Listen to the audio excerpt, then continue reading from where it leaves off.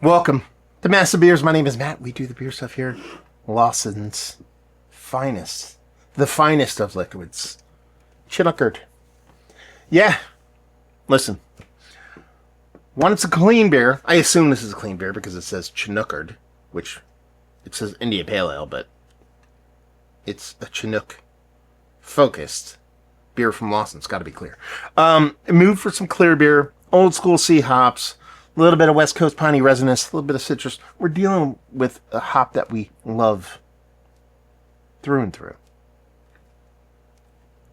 I don't think they're going to mess it up. What do we have else going on here? Chinooker'd, India Pale Ale, straight from the Green Mountains to your hand. 6.5% and story time. We have here our traditional American IPA recipe is chock full of Chinook hops bursting with pine and citrus aromas. Firm bitterness and balanced malt profile give way to flavor, waves of flavor. I think that's it. This is canned. Ooh, okay, a month and a half ago. I'm cool with that. Let's dive in. So yeah, Lawson's. We get our fair share down here in Jersey land. And anytime we get the newer offerings, I've had this before, but I don't believe I've reviewed it. And anytime I get these jams, I'm always down for it. I'm not going to sit here and say I'm the biggest fan of what Lawson's does label-wise. You know, their font, the whole thing, it's almost like Comic Sans or something like that. But they are consistent. So, you know, looking through these waves and waves of cases of coolers of beer, you always know when you get to the Lawson section. So they're doing their job. So that's aight. Beer-wise, give it a whirl. That classifies as clear beer in today's world. And then you can see my digits through it. So, soft little haze to it, nothing too crazy. Soft little carbonation, index finger a bit above, because this dude pours awesomely, of white as white can be had. It looks like old-ish school New England kind of IPA. You know, before New England IPA became a thing. Before East Coast New England-ish kind of things came to a head. Slightly hazy West/East Coast vibes to it. So it looks the part of IPA. Let's see if we can get a nose in the sucker.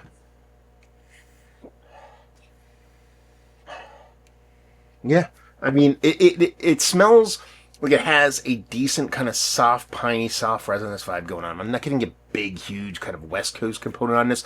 I'm getting more of just like a straight, almost like, I was going to say wet hop, but it doesn't come off like that. It just comes off as like a non-hyper aggressive West Coast IPA kind of vibe. So somewhere leaning in between old school East Coast, West Coast, those piney and resinous things are there, at least aromatically, but not hyper aggressive.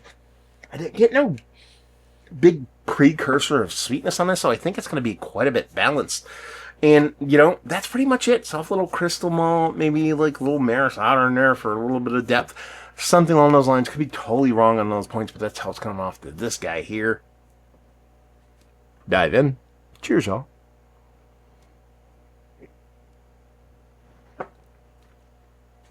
Yeah.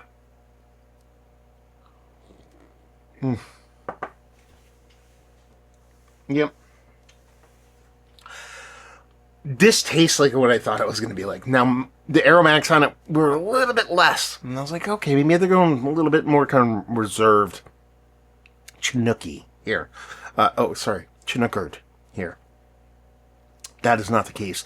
So you dive into it. I'm going to go over the malt portion of the show first, just because I think that it's really cool. Again, I stick by what I said. You know, crystal malt, a little bit of Maris Otter, something along those lines kind of combination.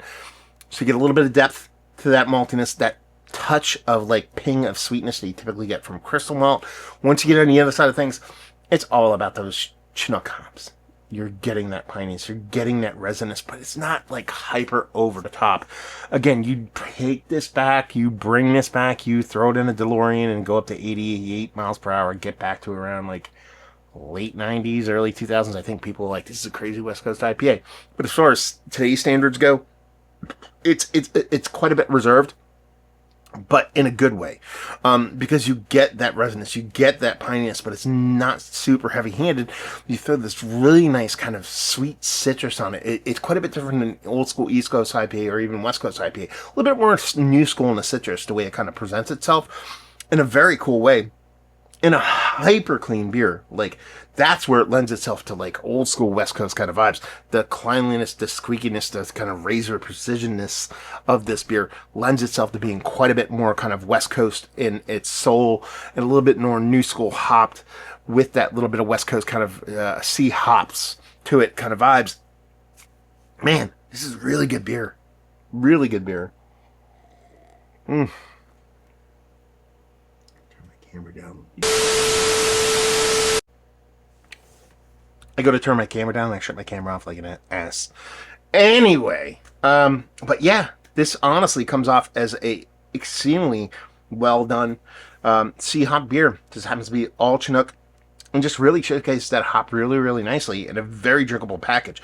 Was a little bit pricey, 6.5% by me. It was $18 for a 4-pack.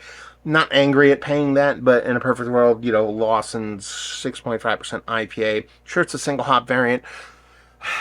In a perfect world, it'll be a little bit cheaper. I'm not going to sit here and get too hot and bother over it and just say, man, tasty stuff. And honestly, my drinking patterns, when I get the chance to come out here, I have a couple beers.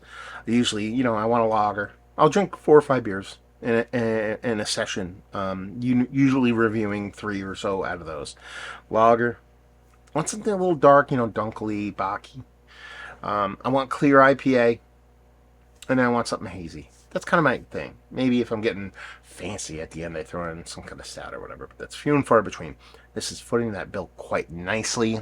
I'm glad I got 4 of them. Very tasty stuff. Glad I picked it up. Mount Rushmore status.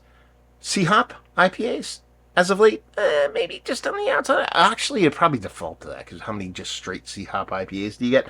It's worthy of being out there, but in the grand scheme of things, just base IPA-wise, probably on the outside looking in. But as far as clearish ones, even closer to the top. Value and availability, like I said, a little pricey on my end, $18 a 4, off the shelf. Take that for what it's worth and leave you with, if you like what we like this beer.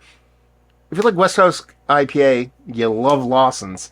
I know that's a little bit of, okay, no shit Sherlock, but it's kind of like that vibe. It's like, it has the DNA of Lawson's, the DNA of West Coast IPA mashed together. If you dig those, you'll dig this. There you go. Review in the books. Hopefully you enjoyed.